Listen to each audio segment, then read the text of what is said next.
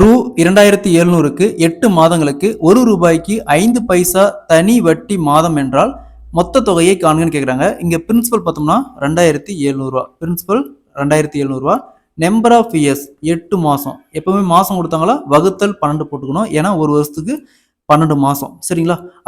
அடுத்து ரூ. 1க்கு 5 பைசா தனி வட்டி அப்படிங்கிறாங்க. இப்போ ரூபாய்க்கு மொத்தமாக 100 பைசா, அதில் 5 பைசா வட்டி, அப்போ 5%. ஒரு மாசத்துக்கு இது பார்த்தோம்னா வட்டி மாதம் அப்படிங்கிறாங்க. அப்போ ஒரு மாசத்துக்கு 5%. அப்போ ஒரு வருஷத்துக்கு 12 மாசம். அப்போ 12 × 5 60%.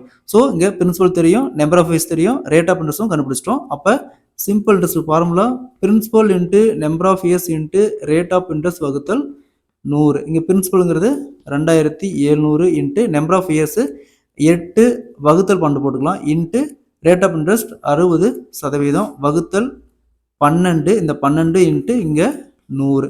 00க்கு 00 கேன்சல் ஆயிரும். நெக்ஸ்ட் 60 12 கேன்சல் பண்ணுமா? 5 12 60. சரி, நெக்ஸ்ட் I8 40, இங்கே 27 இருக்கு. 40 × 27 1080.